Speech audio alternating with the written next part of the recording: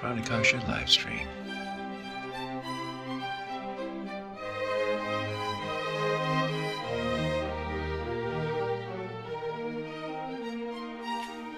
Hey folks, it's Matt at Pranakasha Productions, and today we are talking with Jadarrel Belser, filmmaker, actor, screenwriter extraordinaire, who I happened to meet at a kind of a backroom VIP event. What would you call that? You know, I was told the official name for it was a luncheon. Just a luncheon for you guessed it. Yeah. Space Command. Where's my Space Command thing? It's around there somewhere. Yeah. I'm actually looking forward to. You got a Space Command thing? I believe. Yeah, I think Mark gave me one as well. All right, wait. I don't have one here, but yeah, he gave. All right, here we go. Got it. Okay, we got Space Command. Yes. Whoa! Wow, that's really glary. Yes. Okay, wait. Like there we go. And then over here, that's Wonder Woman. But the artist who created that also is an artist in Space Command, so it all relates together. Oh, okay, cool. Yeah, very so cool. we got to see. Would you say there was like maybe 20 people in that room? 20, 30. 25. I go 25.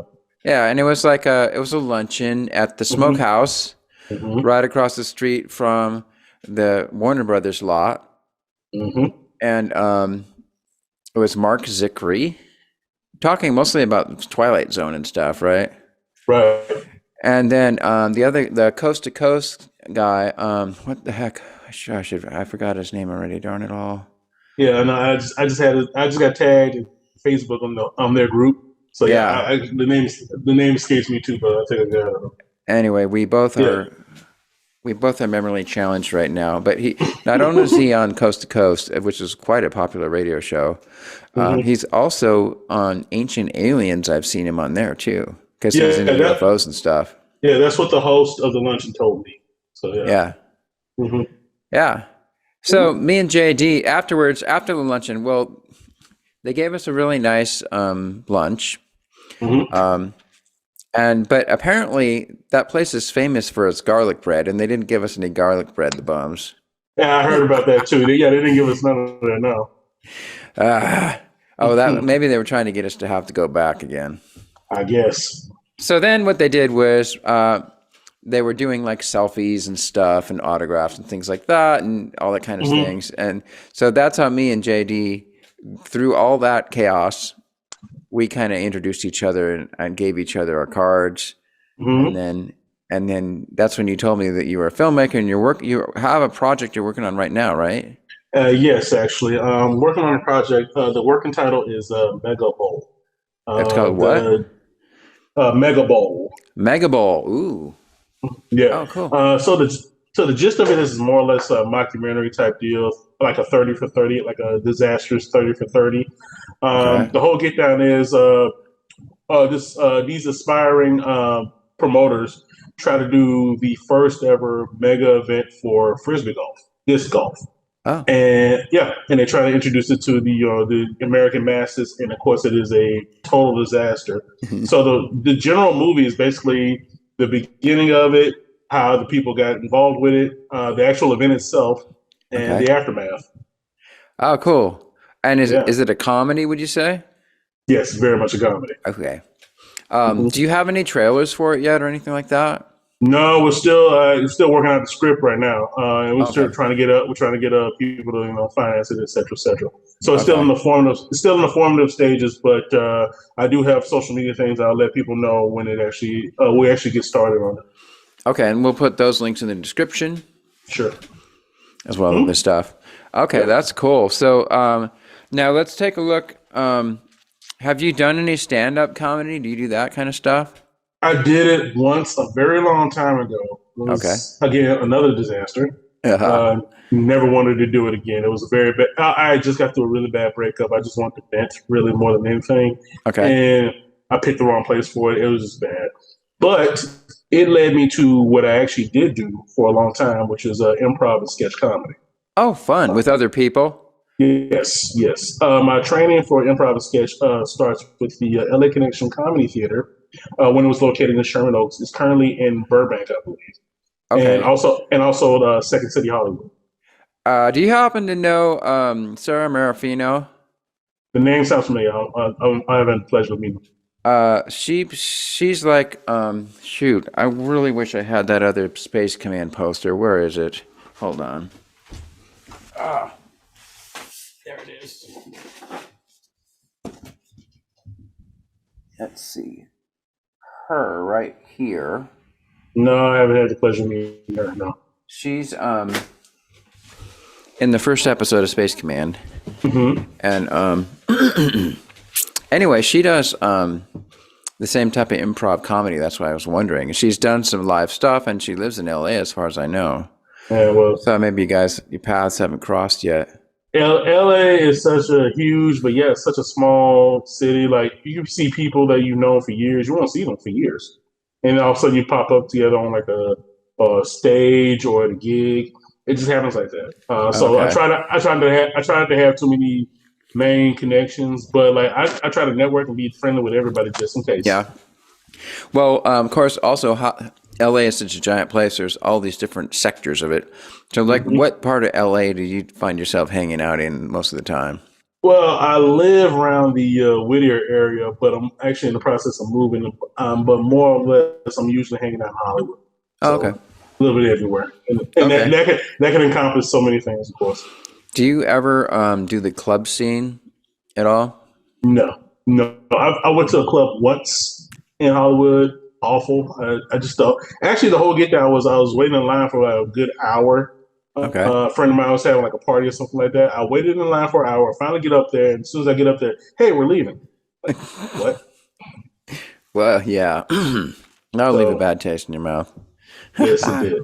The reason why I asked is because I just interviewed Tim Russ, Mm. who's like Tuvok from Star Trek Voyager. I've actually met him. Yeah, Oh, cool. He's cool, isn't he? yes, I yes, he like is. him a lot. I Yeah. met him years ago at a premiere for a movie called "They Want Dick Dixter." It was an independent. Yeah, "They Want Dick Dixter." It's an independent film. It was starring Bobby Ray Schaefer from The Office, Okay. and he was at the premiere because he knew the producers and all that good stuff. So yeah, I got to meet him. He was very nice. I think I got a picture with him on Facebook somewhere. Yeah, he's really talented. In fact, the reason why I brought it up is because he has a band called Tim Russ Crew, Hmm. and his band plays a lot of clubs in LA. So I was going to ask you if you've ever heard his band play in a club, if you were into that type of thing. No, I do go to concerts when I can, but most of the people I know out here usually just do kickbacks at the house or something like that, or go to a bar. Okay. So Okay. yeah, yeah. That's cool. hmm All right. Well, those are all our potential connections. So, so tell me, like, how did you end up getting into acting? I was a bouncer for a number of years down in San Diego. Actually, Okay. I wanted to be an actor my entire life. I just never knew how to go about it. Okay. But like I said, I was bouncing in San Diego. It was after a particularly rough night. I think a busload of Native Americans came in. They were drinking and just turned bad. But anyway, right across the beach from where I would work, right across from the club was actually a beach. And I Okay. would go out there usually at night, have a cigar, have my little moment with God. And now that's not any cigar. That's a pretty major cigar you got there. Yeah, It's, man. my friend would call that a stogie. Yes, it is a stogie. That's right. But I was having one of those like kind of existential moments, like what am I doing with my life? Because it's a pretty Okay. rough night. And I was thinking about the whole acting thing, and I had what I call an aggressive epiphany. And I just kind of told myself, if you're gonna do it, just do it already. And from that next day, I started looking up like stuff on like how to get into acting, things like that. Cool. I didn't have a headshot at first. I actually have a picture of me in Iraq. Uh, Oh, I'm I'm, so a, I'm actually former military, so what yeah. branch? I was a Navy, but my job had me with the Marines. So yes, yes, yeah. I'm Air Force, There you go. otherwise known as the Chair Force. Uh, That's what I, that's I our. never. I'm not the one of those ones that disparage anybody from the armed forces. To be honest Oh, with you don't. So if I call you a jarhead, you get really pissed. you. Not at all. Not at all. All Uh, right. but yeah, like there's a picture of me when I was in Iraq in uniform, right behind an American flag, and that was actually my first headshot. And they actually gave me my first gigs. Huh. Yeah, and it's just been going at it ever since, man. Wow. Yeah. That's cool. Hmm. Yeah. Well, so you are a SAG actor, right? I am. Can I ask you a question? I'm listening. I was like, I have a Star Trek fan series that I do, and I just bit the bullet and got it approved for SAG. It got approved as a micro project, you know? Hmm. So now I Hmm. can have SAG and non-SAG actors all work together, and I don't have to worry about breaking any rules and stuff. Hmm. And here's, well, first of all, do you do stuff like that? Yes, I do. Okay. Well, you're hired. All right. I can see what's going to happen in the show. I'll tell you Hmm. this. So it's called Egotastic Trek, and I'm the captain, of course. And Hmm. I took over for Captain Kirk because Captain Kirk had a mental breakdown, and so he's confined to his quarters, and Hmm. I'm temporarily in charge. Ah. And so I'm working on episode 4, but and right now we're in search of the Oracle of Rigel 3 because Hmm. I've got some things I got to find out about myself, and Hmm. only the Oracle can tell me what they are. And Oh. yeah, and Hmm. but then what's going to happen is, and also one of the things in the show is there's you know what dilithium crystals are, right? Yes, I do. Okay, so and have you watched the Orville? Yes, very much so. Big fan of it. Okay, Yeah, so yeah. it's kind of an Orville slash Star Trek fan series because there's me, who's the captain of the Enterprise, but then there's JP, this guy. Do you know about Egotastic Funtime and Talking the Orville? I'll be honest with you now. Okay, well, anyways, him. Hmm. Hmm. He's the captain of his ship right here, which is called the Egotastica, which is Ah. why the show is called Egotastic Trek. Okay. Okay, so anyways, the thing about the Egotastica is that, like, and the Federation has dilithium crystals, right? Hmm. The the Orvillians, of what they're called, because there's a planet called Orvillia that they are part of. Hmm. They have this stuff called egolithium, egolithium crystals. And anyways, it makes their ships way more powerful. Hmm. So once Captain Hardinger saw that they got egolithium, he's like, I got to get some of that stuff. Okay. But of course, the Orvillians completely don't. It's like uranium or plutonium. They don't let anybody have any of it, right? Okay. So a big arc of the show is him trying to figure out how to get some egolithium. Hmm. Okay, finally. So what's going to happen is he's going to eventually fly to Orvillia, Hmm. and he's going to go out into the Orvillian asteroid belt where they mine the egolithium. Hmm. And have you ever watched The Expanse?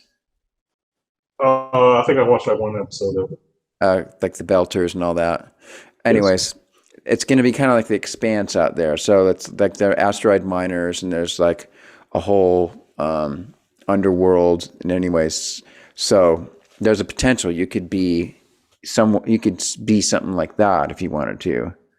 But I do. Okay, so what I do is once I have an actor that wants to be on the show, hmm after I have the actor, then we figure out what character they're going to play Okay.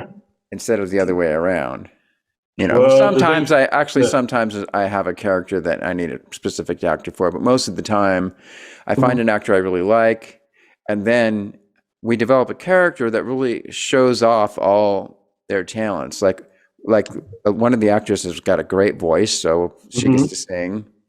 Okay. And I play the cello, so my character carries his cello around everywhere and plays it all the time.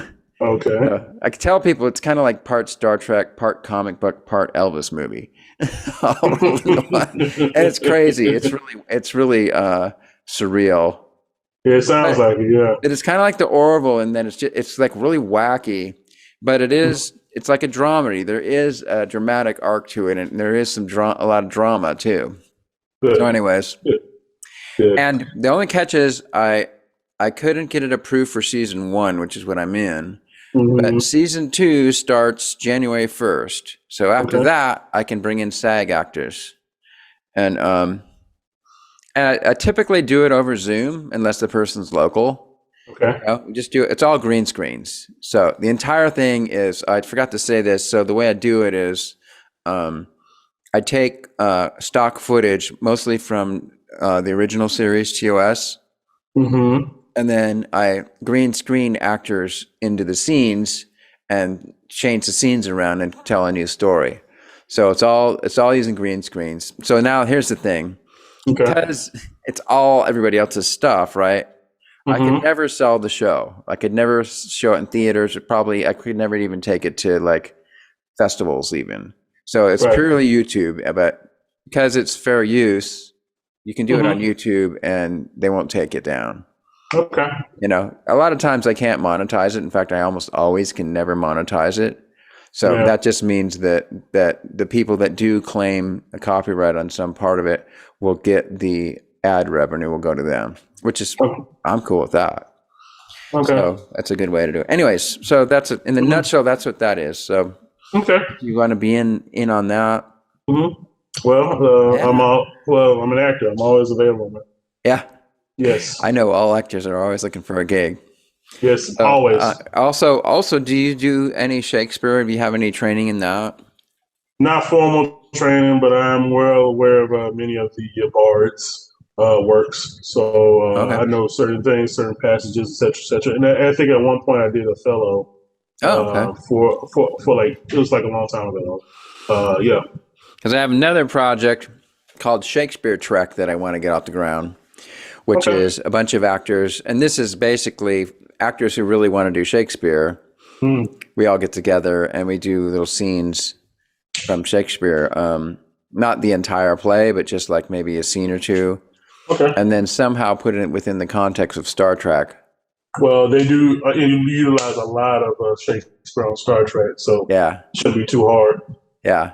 I mean, Particularly, I can either put it but in the holodeck, mhm. or I might do. You know, there was that one or TOS one that with for the what was his name?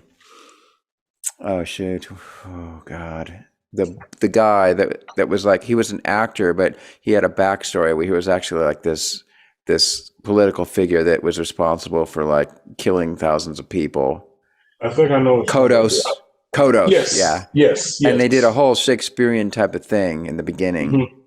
So Yeah, I I might be would able to say, take yeah, that scene and just put different stuff on the stage. That might be how yeah, I do it. yeah. I was Yeah. gonna say either that or, like I said, next gen did a lot of Shakespeare because Yeah. Patrick Stewart and all that. So yeah, Yeah. So that's another possibility. That's another side project, cool. which I haven't gotten that one approved yet, but I haven't even tried. So I'm figuring if it was so easy for me to get my other one approved, I was amazed. Mm. Like all I had to Mm. do was fill out an online form, and it said you had to wait like 3 to 5 weeks to get it. Hmm. But in an hour, they'd approved it.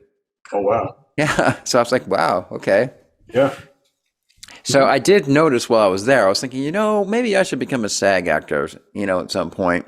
Hmm. Then I was like, well, I don't.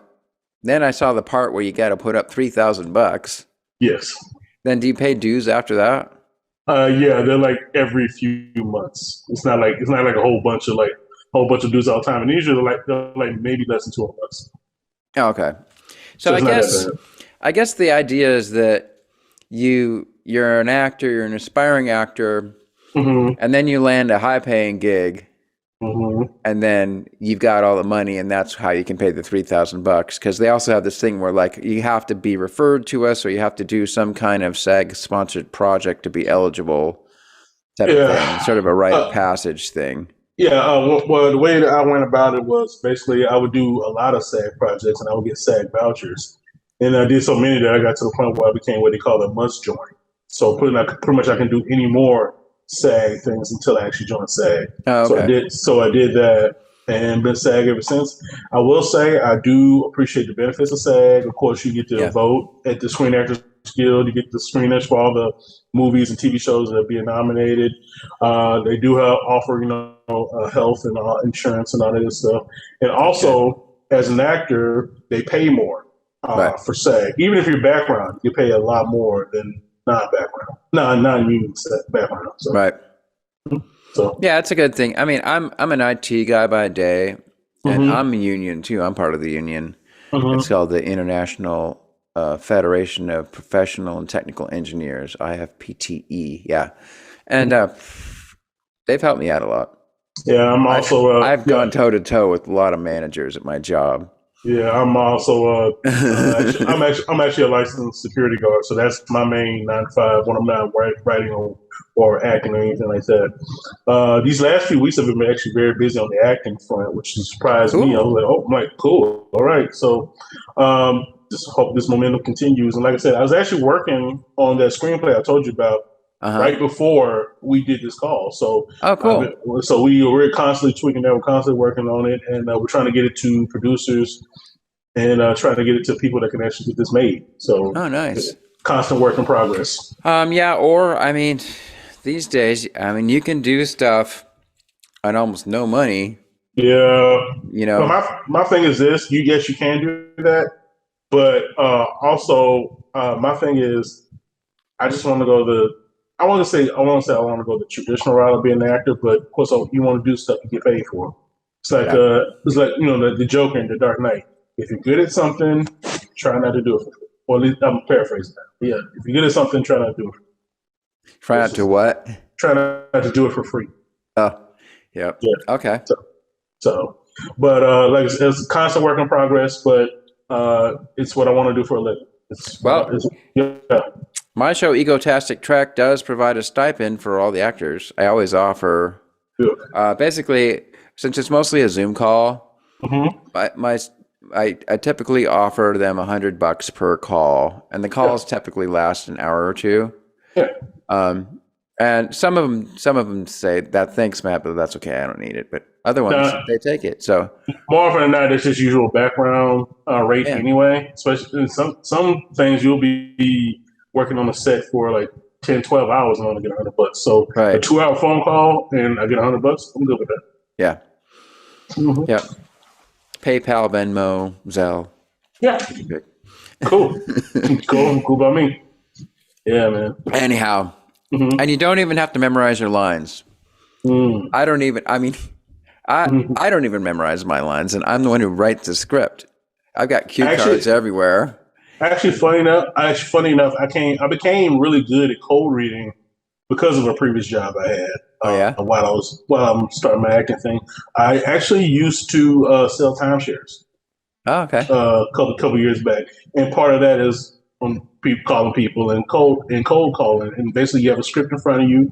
Right. You say the script, and then of course you're going by the person's reaction. Hey, do you want this? Do you not want that? And you just kind of improv and go from there. Yeah. So I became really good at cold. Cool. Reading. Have you thought of doing any voice acting too? Yes, actually. Funny enough, within the last week or two, I actually completed my VO reel. Oh, cool. And I'm actually talking to a friend right now to see if I can. He actually works for a video game company. I'm trying to see if I can get in there somehow. Because I know it's not easy at all to get into the voice acting community. It's harder to get into the voice acting community than it is to get into the acting community. Yeah, they are very, very selective. Yeah. Well, also there's websites now. I forgot which one it is. There's a website you can go to where you can hire a voice actor right off the website. Yeah. Have you heard of that one? I'm top of my head now. What is it? For a while, I was really looking for somebody that could sound like Lieutenant Uhura. Because like one of the things I do is I use clips from the old shows, but then if there's lines that I can't find, what I'll do is I'll throw up a comic book still, and then I'll have a voice actor who can imitate whatever Star Trek character I want to say stuff. But I don't have I actually now I have a Lieutenant Uhura. I have somebody who's super talented dialect coach, and she can do all kinds of dialects, and she can do a really good Lieutenant Uhura. So I got her. Yeah, my voice is probably closer to Bortus or Bortus, yeah, Bortus or Worf. Those are usually the voices I would probably be recommended for. Oh, that's cool. Mm-hmm. Yeah. Well, that's one of the reasons that I got JP. This guy, Justin Poole, he can do tons of voices. Like he does his Scotty is so good. If you heard it, you would think it was Scotty. It's nice. Of course, we worked at it really hard. Like I was so tough on him. I was like, you're not pronouncing that one word right. Let's do it again until we get it. And then I was like, no, that sounds like Russian. That doesn't sound like Scotty. That'll do And it. then, Yeah. so, I mean, we spent 20 minutes on one line. Hmm. But then I went back and listened to the show like a month later, and I was like, dude, you completely nailed it. Everything sounds exactly like Scotty, Yeah. Well, y'all you worked know? at it. So yeah. Yeah. So, Hmm. anyways, Hmm. stuff like that. But Cool. yeah, Hmm. so I mean, well, the no-brainer would be you to be kind of a bouncer security guard guy type of guy on the in the asteroid belt, down in the depths of all that. But It wouldn't surprise me. That's usually been my kind of modus operandi for the last few years. Like if you see like a music video or anything like that within the last few years, you're the tough guy. I'm probably the bouncer. But I could see you too, though. I mean, like now you're putting on a happy, glowing face, so you could be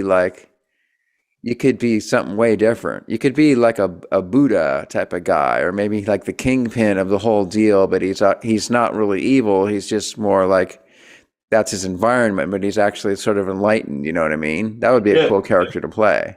yeah, that is actually my constant struggle out here in Hollywood. Is because of the fact that yes, looking at me and my size, more often than not, they go with the bouncer, the football player, the doorman, the security guard for me.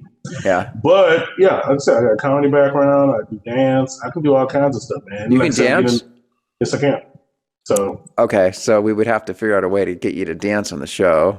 that's fine. I'm What fine with kind of that. stuff? More or less like just hip hop or more or less I dance a little bit of everything. I even do square dancing. Ah, you know what?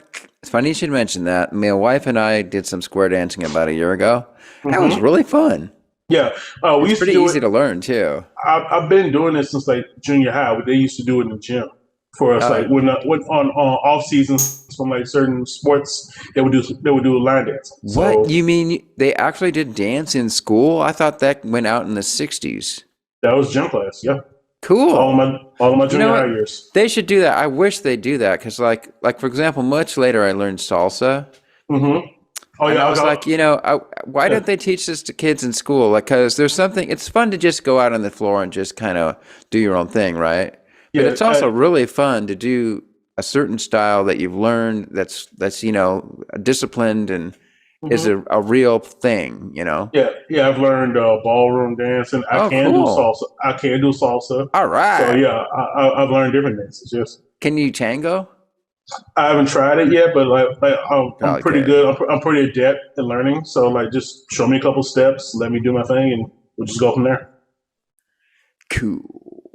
Hmm. Okay. Yeah. Yeah. I can see them. Okay, here's I, another said, person I just I said, interviewed. yeah. I was gonna say like I see you now. Now that I said all that, I see the ideas swirling in your head. Oh, yeah. So, yeah, I'm cool There's with that. lots of ideas swirling around all the Yeah. time. So, well, yeah. Hmm. Okay. Yeah. Well, first thing you got to do is you have to watch the show and see if it's the type of show you even want to be in. More often than not, like if it's anything Star Trek or sci-fi related, I'm pretty sure I will like. Okay. Mhm. So I'll Hmm. give it a shot. Yeah. Ooh, I'm getting ideas. I'm getting so many I ideas. see. I see. Okay. Hmm. All right. Enough of that talk. Okay. So you're so uh then what was like your big break? So or was there a big break? It's just a bunch of small projects, and then how did you like, for example, how did you come up to $3,000 to get into SAG? The $3,000 was over time. I actually saved up for a car, but then I actually didn't have a car here at some point in LA. It's actually happened a couple times. Okay. But I was just having a good conversation with a good friend of mine. I was like, okay, I'm doing pretty well without a car. I don't really need. I found I really don't need it, but I just That's like it just for. left. I just like it for the convenience. But my boy's like, you've done this for like almost a year now. You can do a couple more months, which I could. I was like, you know what? You want to do this for a while. You got the money. Just do it. I did. And I haven't regretted it since. That's great. Yeah, Very good. yeah. Priority sometime now. Well, like I said, I mean, now that I know how to do SAG approved projects, that opens up a lot of doors. Yes, it does. Yeah. Yes, it does. Oh, that's really wild. Hmm. Are you involved at all with what's that fundraising group? I think it's Lunch for Actors or something like that.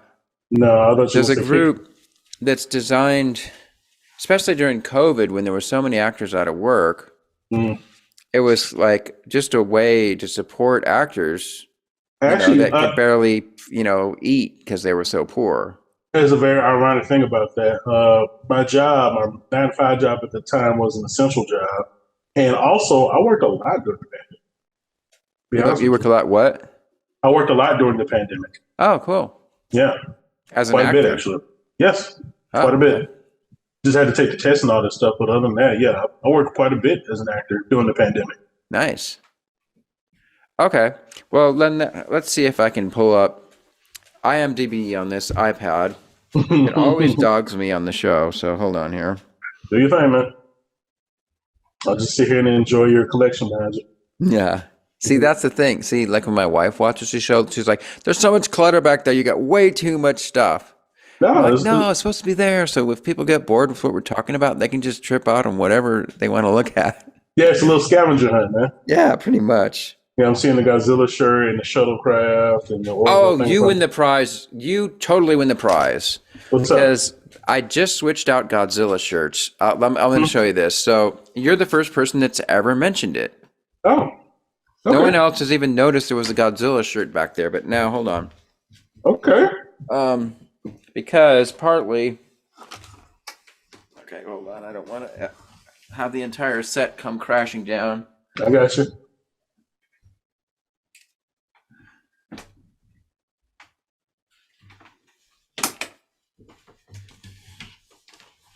Now, if you look, that's the Godzilla shirt I used to have, Uh huh.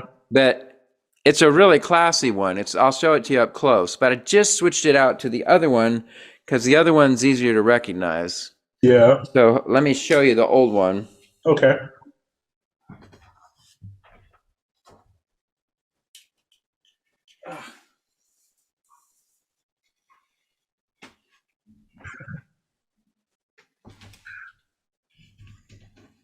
Oh, nice. Very nice. Very detailed. Looks So like it's anime really style. nice. Yeah, it looks anime style with all the extra horns and stuff on the head. Yeah, it looks very. And then the horns on the side. That's different. Very different. Pretty cool, man. Pretty cool. Huh. And then the Japanese writing. Yeah. And then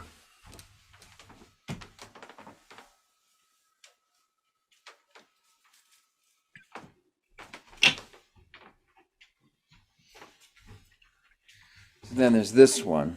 Yeah, that's the one I just saw. Yeah, that looks like the classic movie. Actually, from the looks of it, it looks like the Gojira Godzilla. So, like the old school one, like it almost looks like the one from like the Raymond Burr movie. So, yeah, that's pretty cool, man. No, Yeah, yeah. I didn't have my earphones in, so I didn't hear a thing you said.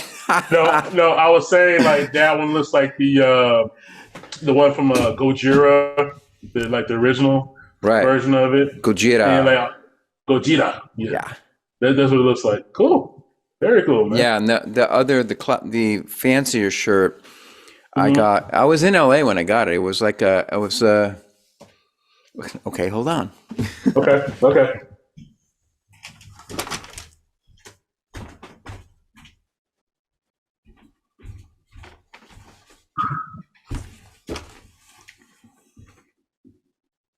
Oh, okay, okay, cool. Okay,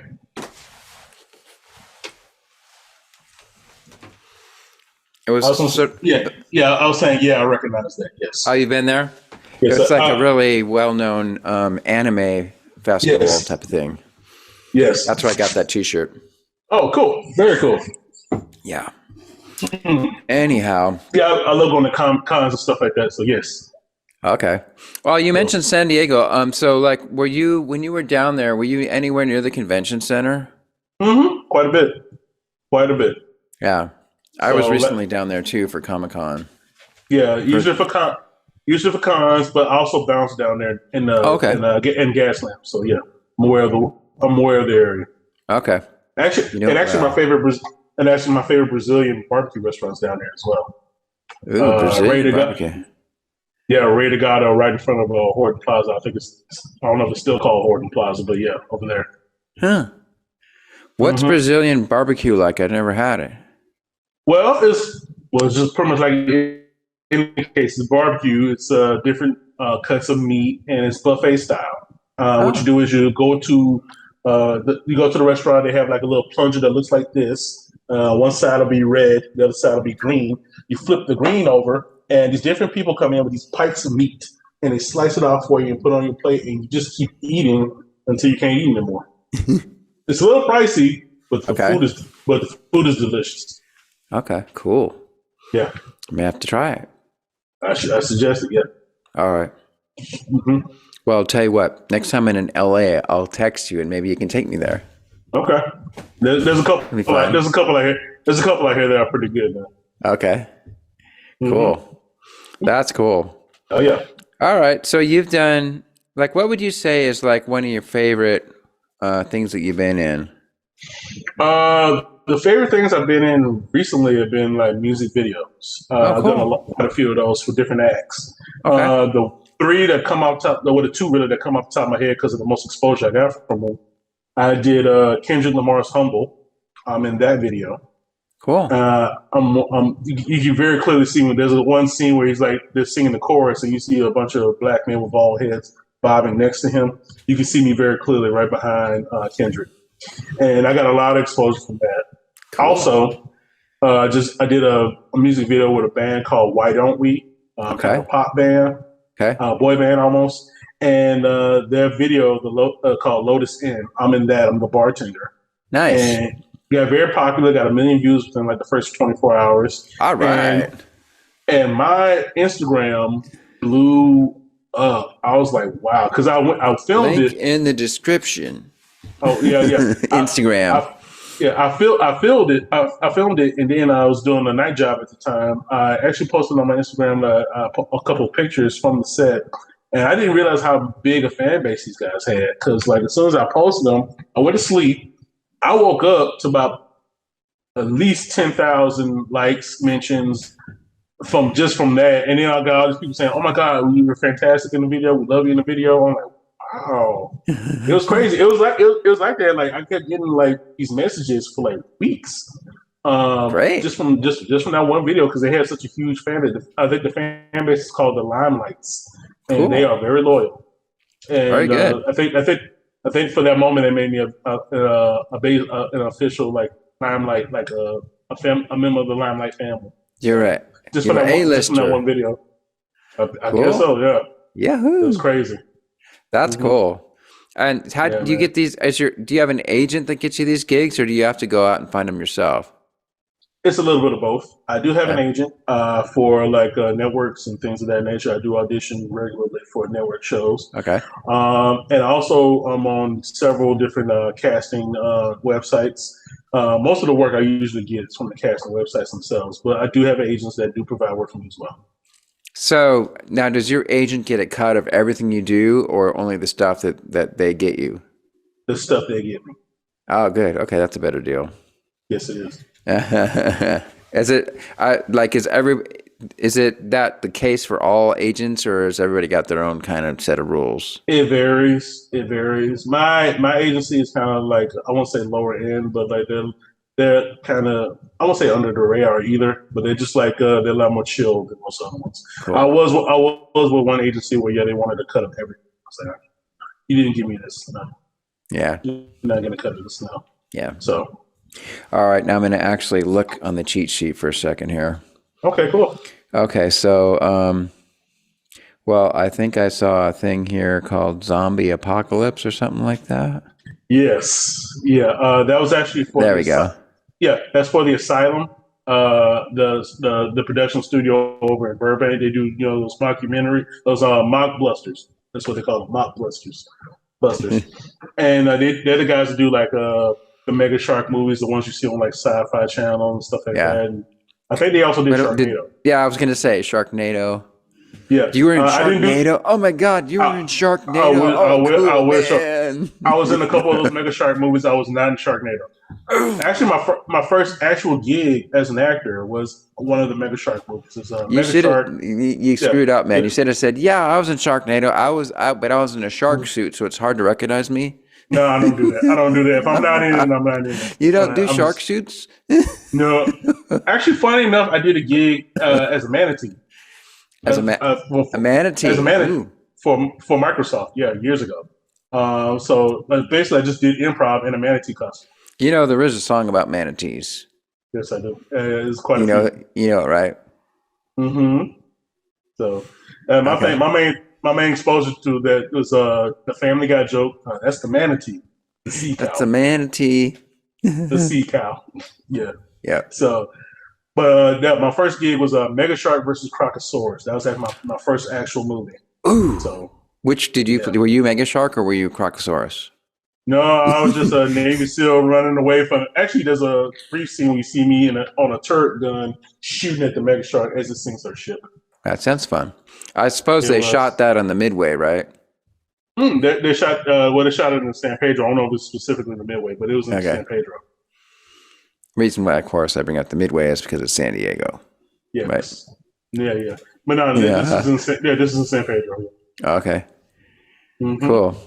Well, that sounds Yeah. interesting. Silicon Assassin Project. Yes, that was actually a kind of a pseudo pilot, Okay. sci-fi kind of apocalyptic type thing going. It was a favor to a friend who was a director and producers of it. Two dudes named Gerald Webb and Chris Ray, who also done a lot of stuff for the Asylum, producing and directing and such. And they were doing like their own kind of project, and I was like, I just played like a post-apocalyptic warrior in that. I had an eye patch and I had like camo gear. It's pretty cool. Okay. I hope you Yeah, got pictures of all this stuff. I do. Okay, I because really do. what I do is I put pictures up above where we're talking right now. There'll be Mhm. like 4 or 5 stills that we'll find that represent your work. I can send them to you. That's one other thing that people can kind of zone out on during the conversation. Gotcha. Now, White Tea. What's White Tea? White Tea was a comedy that was filmed. I would say I was still in San Diego. I actually drove up here to do it. It was with Okay. Gerard and Jamal Mixon. They are two bigger actors. They're most known for the Nutty Professor and Oh. Me, Myself, and Irene. Oh. The one kid, Hercules, and the Nutty Professor. That's one of the Mixon brothers, and the other Mixon brother was one of Jim Carrey's children in Me, Interesting. Myself, and Irene. Yeah, so they did their own movie, their brothers, and it was basically them trying to break in a rap or something like that. And I just play a bouncer in it. That's cool. But I do a nightclub scene with them and do some improv with them. And Oh, you that's it. improved it, so you kind of got to go off the script and just do Yeah, whatever. they didn't really give me much to do. They just told me to say some stuff. I was like, all right, cool, gotcha. Well, Yes. a lot of times So, that ends up being the best. yeah, and Yeah. I got to work with Tony Cox, the little person actor. He's in the God knows how many things. He was in Friday. He was in I believe he was an Ewok too. He was like he was the little preacher guy in Beetlejuice when Beetlejuice gets married. That was him. Okay. So yeah, I got to work with him. He's a very cool guy. That's cool. Yes. Wow, so you've done a lot of fun stuff.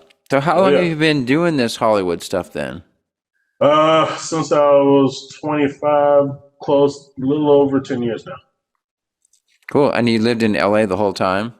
No, I lived initially in San Diego. It was around 2014 that I moved up to LA because I was about to turn 30. Oh, right, yeah. Most of my friends were like getting married and having children, and wasn't really much else going for me other than I had a job. And actually, funny enough, the job I had, they had a massive layoff, and Right. they canned most of the cool people that I knew there that worked in my sector, but they kept a bunch of douchey people, whatever. And then actually, I'm out of yeah, here. yeah, exactly. And then funny enough, the CEO had a meeting with all the people that stayed, myself included, and he pretty much said, "I want you guys to ask yourselves, do you really want to be here?" And And you're like, got hell no. basically, yeah, I was like, "No, I don't. I don't want to be here. If this is the kind of culture that you guys perpetuate, no, I don't want to be here. So I had a little soul searching. I talked to my parents about it. And then, funny enough, I thought they were going to be kind of disapproving of it. They would say, "No, just stay, get a job. You got a job. You're in school. Just stay with that." But to my surprise, they were like, "Baby, you only live once. Go for it." True. Yeah. So That was good advice. up to LA, I went. Especially like, so also since like you weren't married and didn't have any kids or anything. So, Yeah, it was really nothing wrong with me down there. yeah. Not anymore, anyway. Like I said, all my friends were doing that, so it's like really nothing wrong with me down here anymore. Yeah. Yeah. Ah, that's cool. Made that change, yeah. Okay. I got to look at a couple more of these things. So Cool. Wild Nothing. What's that all about? Wild Nothing is actually a short film I shot about 2 or 3 years ago by a director named Brandon. I'm gonna mispronounce his last name. Cavello, I believe is the pronunciation of it. But it was for YouTube. And funny enough, Shane Black is in it. And apparently he's friends with Brandon. And I get to do a scene with Shane Black. Fun. So that was cool. And I actually got to talk to him and learn and ask some questions and stuff. And a weird personal fact, I actually learned I'm allergic to cats on that shoot. You're allergic to tats on their what? No, I'm allergic to cats. Like cats. Oh, cats. Yeah. Oh, I thought you said you were allergic to tats. Oh no, I got plenty of tats. No, I'm like, allergic. ooh. No, allergic to cats. Because they had a cat in the particular apartment we were filming in. And I was like, what's going on with me? I'm like, my nose is getting stuffy, my throat's closing up. Like, what's going on here? And I looked at what's different from all the different apartment stuff that we filmed in, and it was the cat. It was the cat. And then recently I had it reaffirmed because I was working and some lady brought a cat into where I work at, and I almost had to leave. So, yeah, I'm allergic to cats now. Yeah. Yeah. So, but fun shoot. Really fun shoot. Cool. All right. Graffiti on My Heart. Now that sounds good. That was a music video. Ah. I think his name is. I think the artist's name is like Ian Eriks or something like that. Ian Eriks, but he was nice kind of Scandinavian name. Yeah, and he is a artist, and we actually shot a wrestling scene for that video. And it was me and another cat that I know. We played as wrestlers, and we were like in a wrestling mat. Okay, hold on just a second. Yeah. There's a whole bunch of different types of wrestling. So what type of wrestling was it? Professional wrestling. So like world WWF type of stuff? So like WWF type stuff. Yes. All right. So I was a professional wrestler. Yeah. And he does a scene where he's like singing this song. He's like wrestling me and this other guy. And he's like whooping us, but we're both much larger than him. That kind of, it's like it's a thing about him like overcoming obstacles. So we were technically obstacles, so he overcame us. And yeah, it was an interesting shoot, to say the least. Yeah. That's cool. Yeah. All right. Neon Indian. Slumlord. Is Neon Indian the name of the band? Yes. That's a pretty cool name. Yeah. And Slumlord was another music video shot out in Pico. I played the bouncer again. But this one devolves and goes really weird. And it initially starts out as just a regular club scene, but then they start adding makeup to it, and there's like some kind of grotesque thing happens inside, and next thing you know, there's like people with blood all over them, and I'm covered in slime at one point. Yeah, like horror. It turns like really weird, and it's like all people with like boils on their faces and like different makeup stuff like that. And yeah, like but my main thing is I end up covered in slime. Green slime. Green slime. And so Neon Indian, is it Indian as in India? Is that the idea of the band, or is it Indian as in Native American? I'm not entirely sure, to be honest with you. Okay. Yeah. It's a band name for me. Just a band name to me, man. We'll have to tweet at them and see if they respond. All right. Let's see. Wild Nothing. I like all the names are really good for these shows. Yeah, man. Like a lot of these like projects and stuff, man. The people involved, they're very creative. They're just people like us trying to get out there. You know what I'm saying? So they try to do the stuff that stands out as much as possible, and I'm always happy to help with that. Cool. Yeah. Okay. So what did happen in Wild Nothing? Nothing? No, no, no. But it was so wild. Yeah, the overall story is basically involves this one kid. He's like kind of going through this day. He ends up getting accosted by these two guys. I'm one of them, and I'm actually at one point I'm like holding a gun to him in a car, and we were actually driving around North Hollywood with me with a gun to this guy's head, filming. I was like, really? We gonna do this? You have me holding a gun while riding around North Hollywood? Yeah, cool. Okay, and it was me and the other actor is an actor named Shane Hartline, who is on Station 19 now on ABC. Okay. We were the two guys, and eventually it ends up it's like some kind of like deal goes bad, and it ends in a bloody massacre. I end up getting killed by Shane Black's character. He's like hiding in the bathroom. He takes me out while I'm using the bathroom. So did they have to put like those explosive things on you and then ketchup everywhere, or? It's more the ketchup everything and kind of cutaways. So they basically shot him doing the actual action, and then like blood splatter on his face, and then you see me in the aftermath. That kind of. Oh, okay. So it didn't actually show the bullet hitting you. No. Okay. No. Have you ever done any stunt work? Accidental stunt work, if you want to put it like that. Well, like sometimes some of these younger actors will ask you to do things that they know they're not supposed to ask, but they'll ask anyway. I really don't mind. I did it a lot when I was non-union, but now that I am union, like not so much. Pull out your card. Let's see here. Well, no. Yeah. That will be a $500 surcharge. Yes. Am I getting a bump for it? Yeah, am I getting a bump for this or whatever? Yeah, they start asking those questions. I'll tell you what, I'll give you 3 takes for the price of 2. So I'll give you 3 takes for $1,000. Yeah, yeah, like there've been several times where like I'll play a bouncer, and I believe it was one short film called, I think it was like 3 Parties. I think that was the title of it, and they had me lift this guy over my head for hours on end. And they just had me pretty much lift them up, and it looked like I'm throwing them away. And we just kept doing it over and over again. I gotta get exercise out of it. It actually wasn't. Okay. I was doing a lot of powerlifting at the time, so it wasn't that bad at all. Oh, okay. Yeah. Well, speaking of that, did you meet Jacob Charlot, who? He was the guy that came with me. Did you guys get to hang out at all? Yeah, we're actually Instagram friends now. Cool. Yes. Because he's, of course, also into bodybuilding and stuff like that. Yes, he is. I checked out his page. Yeah, he's very much. Yeah, he's a really cool dude. I really like him. Cool guy. Very cool guy. Yeah, so it was fun that he got to go.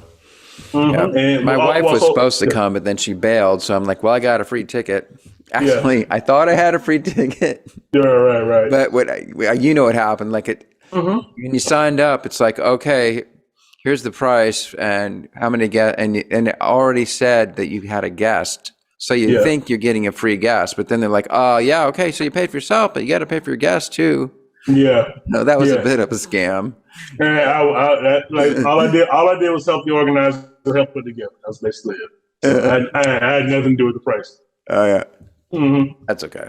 Yeah. It was definitely worth it, though. It was fun. Oh, yeah. Oh, a very fun lunch. Yes. Yeah. Yeah. So, well, how about Major Deal? Okay. That was done for All Def Digital, formerly founded by Russell Simmons. It's basically a internet-based channel where they do mainly comedy. And it's basically more geared to the hip hop generation. So they have people on there doing like what they call roasting sessions, where they just like roasting. They just roasting people all day, and or they'll do like comparisons, like, do you remember this food? Do you remember that food? They do skits, things of that nature. This was their first major film that they did, and the star of it was an internet guy named King Kieran. And also in that. Again, I played big opposing guy. The story of the movie is that the King Kieran character is, again, trying to break into music, trying to get that big break. And at one point, he's selling his CDs out of Venice Beach. And he's doing this thing. He sees this pretty girl walk by, and she's like very voluptuous. And he's like, "Oh, hey, what's happening?" And then he runs into me, and I'm my boyfriend. And I'm not too happy about him looking at the girl and all that stuff. and yeah, we have a little bit of a conversation. It was more like he tries to push into me, and like it turns to him trying to push a brick wall, and yeah, I wasn't having it. But then we have common ground when we find out we're both like behind on our child support. Yep. So you become buddies. Yeah, we Oh, cool. That's cool. Momentarily. Oh, okay. Momentarily. But then as I leave, he says a derogatory thing about me, and it ends with me chasing him away. Yeah. All right. What else have we got in here? Ooh, you played a jazz musician. I suppose you played the sax in that, right? No, I just talked in a jazz voice. I was basically trying to do a Miles Davis impression. And just a lot of cool mans and stuff like that in a very deep voice and stuff. And more or less, I didn't actually play any instruments in it, but like just I just gave the demeanor of a jazz player. Okay. Yeah. Yeah, like how does a jazz person talk? Like I said, like Miles Davis, like, well, like this, a lot of stuff like that. Like, yeah, how you doing?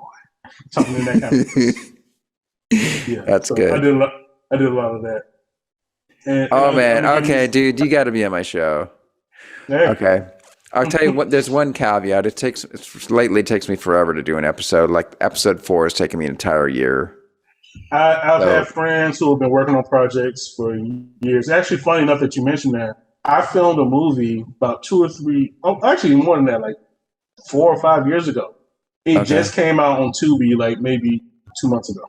Took them that long to do it. Wow. Yeah. So I'm used to that at this point. Thing is, I feel like I'm failing because my goal was I wanted to do 4 episodes a year. Mm-hmm. No. Like I tell this to people all the time. Like, you only fail if you don't try. Yeah. That's really the failing. Like, if you keep at it, eventually it's gonna go your way. Like, you just keep plugging away, and like go through all these little goals. Like, you just step by step. When you get it, man. So it might take a little time, and it might suck while you're waiting. But as long as you keep at it, you're a winner in my book.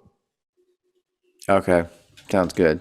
Yeah. I mean, it's mildly popular. I think like each episode's had at least 10,000 views.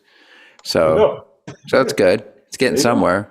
Yeah. And it has a little following, Those little victories, man. Yeah. Little victories. But the problem is that they're serialized too. I mean, there's a story arc. So like, I feel kind of bad that people have to wait an entire year. Of course, and because episode 3 was the cliffhanger, of course. So they have to wait an entire year to know what's going to happen next. There are popular TV shows out there that do the same thing, and they'll do it like 2 years later. Several shows have done that. One show I used to love all the time, it's not on the air anymore, The Venture Brothers. It would take years between seasons. So it happens. Okay. Yeah. All right. Well, yeah. Mm-hmm.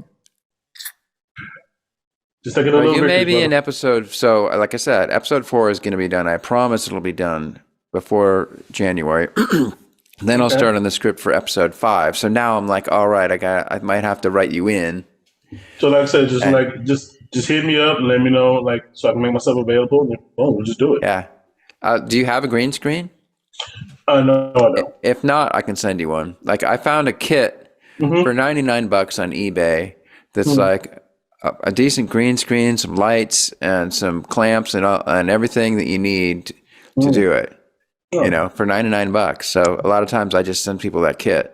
Okay. And that's cool. That's part of your stipend. I'll just, you get to keep the kit. So that's an extra, that's a door prize or whatever. I can use it for tape auditions. That's fine by me. There you go. Because I heard that almost nobody does in-person auditions anymore. It's just always just sending in audition tapes. It's been like that really since the pandemic, but it's actually improving. I've done a few in-person auditions within the last few months. Oh, okay. So they're slowly getting back to it, but yeah, most of it, a lot of the times now is still video. Yeah. Do you prefer to do in-person? Yes, very much so. Because there's actually a person there you can work off of. More often than not, they usually ask for a video audition in the middle of the night or at times when I don't have anybody around. So I pretty much have to do it myself, just record my voice doing the other if there's other people in it, I do my own voice doing other people. I just react to my own voice. Okay. So, Yeah. Okay. yep. As is commonly known within acting is really reacting. Yes. Right. Yes. Yep. And it's always best when you have a live person that you can react off of. Right. Which will be a challenge for you on my show because we never have that. You always, what I do is if you need to bounce off someone, then me as the director, I can be the other character that you react off of. Yeah, And but either way, I can make it work. Don't worry about that. Yeah. Cool. Mm-hmm. All right. So that, and then so what's it like, I guess, in the LA scene, having a day job and then also being somewhat successful actor because you've had a lot of gigs, right? Yeah. So do you get people that go gaga on you and they say, "Oh my God, you were in my favorite music video"? Yes. Does that ever happen to you? It's happened quite a bit. It usually is times when I don't prompt it or nothing like that. I'll be working and they'll be like, "Hey, did I see you on the such and such?" Like, yeah, that was me. Yeah. Oh wow, dude! Like, yeah, like, what are you doing here? Because that's not a regular gig. Like, this is a regular gig. So so that's why I'm here. But it happens a lot now at the job I'm at because I work for Apple doing security, and a lot of the people that work there are younger, and they watch a lot of the content that I will be featured in a lot of music videos, some television. Actually, recently I was featured on Abbott Elementary, that show. Nice. And I got a lot of hits from that, especially from the people that work there and my own family, because they're like, they love that show, and they're like, they saw me, and they're like, what? Like, you were on that show? And actually, I just did another cable show. I can't say what it is. I got NDA, but NDA. I just did another cable show, and then also the Abbott people asked me to come back. So yeah, man, like freaking like stuff like that is happening. That's cool. That's great. Yes.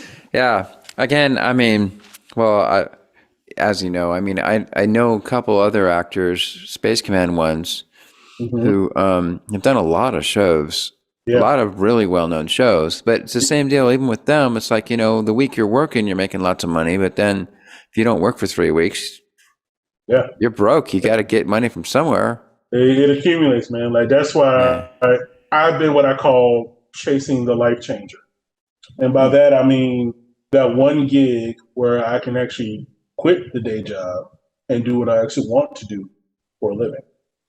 So I've been chasing that. And because of the writing and all that other stuff, it gets to the point where sometimes you have to make the life changer. So I'm in either direction right now. Yeah. That's cool. So you've been writing, and then have you done any directing in any of your projects?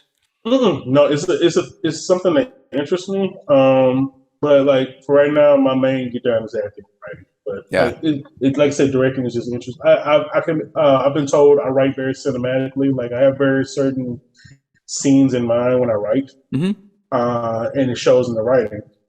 And I've been told several times, "Are you planning on directing this? Like, because this is very specific stuff." I'm like, "Well, we'll see." But you might try right now. I mean, like right now, I actually just enjoy the writing stuff. Since it's your own stuff and you already are visualizing it, and plus you're an actor already, you'd probably be good at directing it. It's always an option. Yeah. It's always an option. Yeah. Yeah. That's very cool. Yeah, man. All right. How about Crime Scene? Crime Scene was done. It was a very quick shoot. Basically, I just play a detective, and I don't even have any dialogue. It's basically noir style, and it's like this guy. It's like this whole like love affair goes wrong type deal, and I pretty much am there in the aftermath. And like I said, I just play a crime scene detective, looking over a dead body. That's pretty much that. So you're like, hey kid, get over here. Not even so much that. Just the main focus of my character is mainly the body. So it's to what? I said the main focus of my character was mainly the body. Okay. Just like looking over the body, etc. So you're like,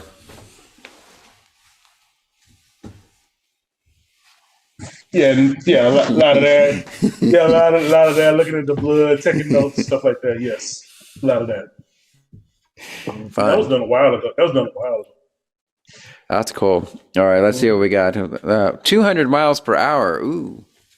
That was another one of those asylum mock busters. It's basically, I think it's around the same time that one of the Fast and Furious movies came out. Okay. So they were doing their own version of Fast and Furious. That's what it was. And all it really was just a patron in the strip club. That's pretty much it. All right. I enjoyed that date. All right. Ooh, and then let's see. I'm almost gone through. Oh, The Hard R. The Hard R. That is actually a movie that's I think they're in post production of that, or this coming out pretty soon. Okay. That is actually that's another scene where I'm playing Belser again. Okay. But the whole gist of that is like it's two characters dealing with racism, and at one point the two of the main characters come to this club, and I accost one of them that happens to be black, and it's very clear that I'm distrustful of the black one. But there's also a white guy with him, but I don't really do anything with him. It's mainly me accosting the black guy, and that's kind of the narrative of the movie. It's like how, and they even talk about it like as they're in line, like talking about how it is to be treated as a black man as opposed to being treated as a white man. Like even going in different situations, and this club scene is just one example of it. Yep. Oh, that just brought up a thing. Another Space Command actor, Nathaniel Freeman. Do you know him? I've heard the name, yes. I also interviewed him lately. He also is really good at improv, and he wants to do more comedy. So, like, you guys could hook up. He lives in LA. I'm always down for that, man. Okay. Always. And, okay. Mm-hmm. He also is into Shakespeare, so he wants to be part of the Shakespeare Trek thing. One thing about being an actor out here is you have to be open. Yeah. Pretty much anything, because this town will throw just about anything at you, which is why I always tell people that like a lot of friends and people that come like, I want to get into acting. What do? I always tell them to take improv classes, because the fact it allows you to just bounce off of pretty much anything. Yeah. Yeah. Cool. I found it to be an invaluable skill. Very good. Mm-hmm. All right. Ooh, Hustle Beach. We didn't talk about that one. That's the one I told you about. The one that was shot 5 years ago, but only released 2 months. Oh, okay. Ago. That's the one. And in that, I'm pretty much just a thug. I'm pretty much a thug of one of the main characters, like the main villain of the movie. And I'm the unstable one. So they just had me doing a bunch of wild stuff. And I'm like pushing into trailers and knocking over wood and just like threatening people. I think the funniest scene they have me doing is there's a scene towards the end where I'm on a beach and I'm with 2 girls and we're like play fighting in the sand and playing football, but I'm being way too rough for what it is. And at one point, like one of the girls says something like whatever to me, and I kind of push her away and go with the other. So, yeah. No. Okay. Did we talk about Major Deal? Yes, we did. Okay, yes, we already did Major Deal. I didn't have any check marks. Reese's Pieces. Ooh. Yeah, that was a short film that was written and directed by a woman named Renee McClellan, who won an Emmy. I forgot for what project, but she did win an Emmy. And basically, it was a short film I did that she wanted to do. And it's basically like this court scene where it's this couple like pretty much going at each other. And then like apparently they're part of this like bike club. And like all the terminology in it is like pertaining to bicycles, but it's made as innuendo, sexual innuendo. Okay. And I'll play the bailiff in it. And the judge is actually Petrie Bird from Judge Judy, the bailiff from Judge Judy. So I played the bailiff's bailiff. Yeah. The bailiff of the bailiff. That's like the creme de la creme. Yeah, and he's the judge, and per storyline, he's also my uncle, and I'm trying to get him to do a Judge Judy-like show. That's cool. And fun fact about that role was actually supposed to go to a comedian named Ricky Harris. He was a very popular comedian out here in LA, did a lot of stuff with Snoop Dogg, but he unfortunately passed away. Oh. And actually auditioned for the role, I got it, but then they actually had Ricky say he was available to do it, so they went with him. I was cool with that. But then again, Ricky passed away and was like, would you still like to do it? I was like, yes, I would love to. Wow. Yeah. Wow. Well, believe it or not, man, we've been going at it for a while. Mm-hmm. So we're approaching our 90-minute mark.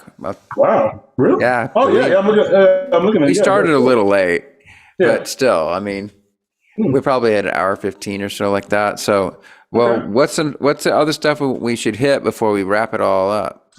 Well, for those of you out there, you can hit me up on my social media. I am Jadarrel Belser, Jadarrel, last name Belser on Facebook. I am also, Yeah. yeah, and it's also the same name on Instagram. And I also do a pop culture page myself called Belserverse, Oh, cool. which is also on Facebook and IG. Just look up the name, my last name plus verse, like universe. Belserverse. And, That's cool. yeah, and like I said, I always do pop culture stuff. Actually, I just did a post right now because they just released the Ant-Man and the Wasp trailer. So, Cool. So it's a constantly doing podcast type of a thing. Is that what it is? more or less just pop culture, like more or less a pop culture news thing that I do. Cool. Yeah, and Where do also you shoot it? no, it's just me. It's just me. I just do it off the actual site itself. I just post the stuff on there. That's all it is. Okay. And also, funny enough, I also do. I do actually do a podcast as well, dropping that culture with JD and AJ. It's myself and one of my writing partners, AJ Jackson, and we do deep dives into certain subjects. And sometimes we What do kind of subjects?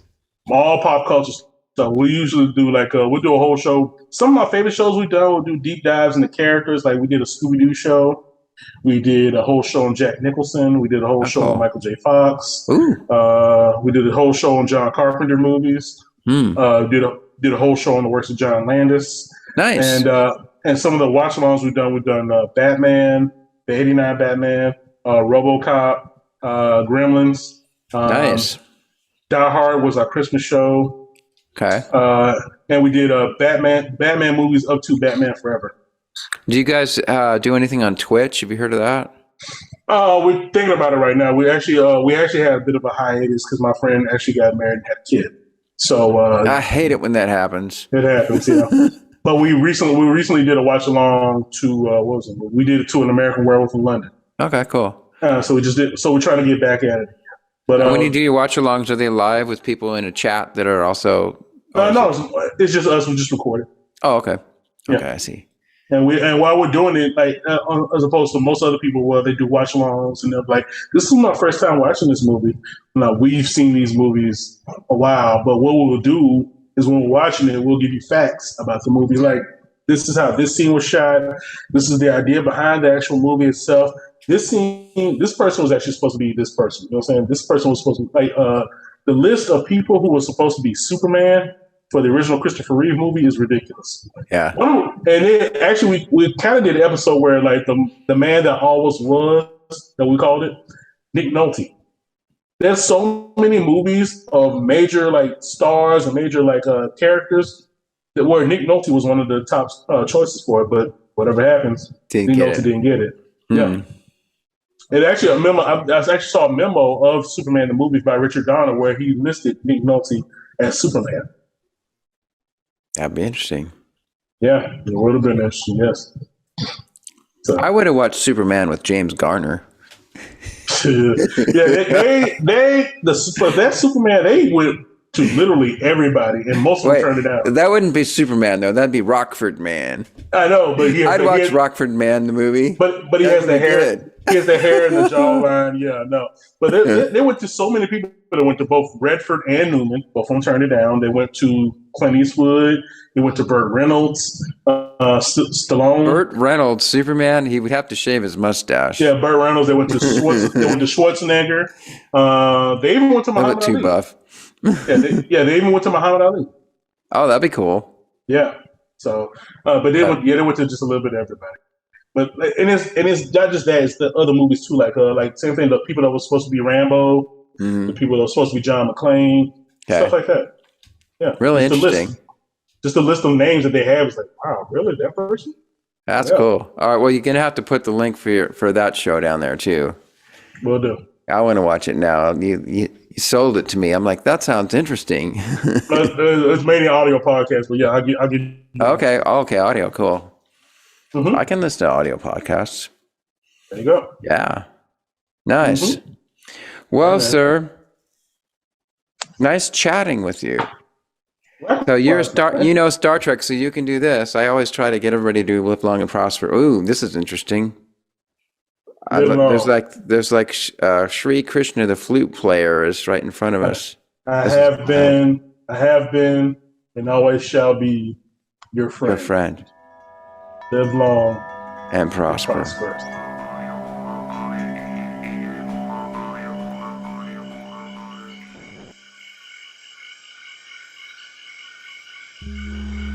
Pranakasha production. Fantastic creations emerging spontaneously from the space of life. For the benefit of all beings everywhere. We get it.